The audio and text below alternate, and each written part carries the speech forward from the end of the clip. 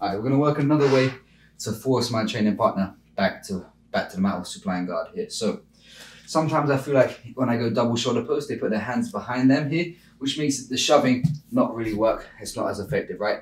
So now we're going to work picking up the ankles here. So I always like to monitor with one hand on the shoulder, just to be wary of the wrestling up the whole time, right?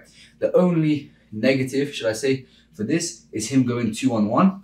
But as long as I'm aware of that, one, the arm drag, I can just keep my elbow nice and tight and not really flare my elbow. The arm drag's not there. But if he 2-on-1, he starts to sit back in towards his guard here, I can just use this to start to misdirect and create an angle here. So as long as you're wary of that threat when you're posting on the shoulder, you know you're exposing your own arm. So if he starts to control it, we address that. But let's say he's not, he just has a hand on the floor, he's trying to butt scoot towards me. Here, I post from the shoulder. I'm going to come opposite hand, so my left hand now is going to cup. As I lift his leg off the floor, I'm going to circle towards my right. I don't like lifting and going straight forward. I feel like he can still stay seated. And also, if he does go flat on his back, I'm directly in front of him, and I'm not really creating an angle, where when I start to circle to my right and I lift the leg, it's going to give me the angle here. So I'm pushing, I catch, I step, circle, and I start to swing his leg here. So I'm pulling, pushing, and I'm pulling the leg across almost into my armpit here. So slowly it'll look here. I'll control, I'll go left foot to right here.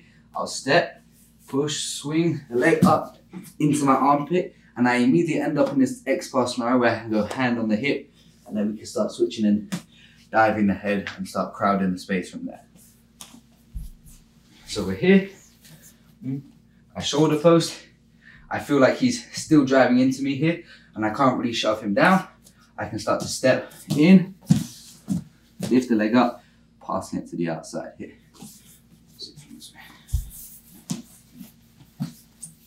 So here, I'm posting on the shoulder, put the foot, lifting the leg up, circling. It's important I like keeping control of this leg so he can't just immediately sit back up here. If he tries to sit up now, it's hard. I can keep his leg up and we can force him into defensive cycles here. I can keep the offense going. So one more time. So here, pushing, lifting up the leg. There are also certain scenarios where I've lifted the leg and he's still staying up on one elbow. If this is the case, I can reach with the second and go double scoop and force both. We'll do that again actually. So we're here, let's say I push, I've gone foot to foot, I started going, he's really adamant, about staying on his elbow here. If I let go and I start to X-pass, he's just gonna be able to butt scoot away. So I'm gonna go two hands on both legs. So I'm gonna reach from the shoulder now to the other leg, and I'm gonna lift all the way to flat back on the mat. So I go from a double scoop as I'm pulling through, I circle to the back of my hands to a double C post. So I go from cupping to a C post here.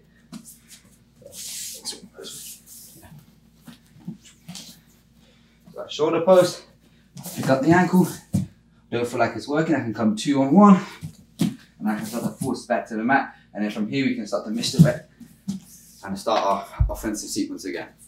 So one time, so here, I'm posted, control, I step, lift the leg up, he's posted. If he falls down, perfect. If he's come on his elbow and I feel like he's still pushing in towards me, I reach double, I can even take a step back, start to lift the legs up, and then from here we can start our offensive sequence, diving in towards more stuff.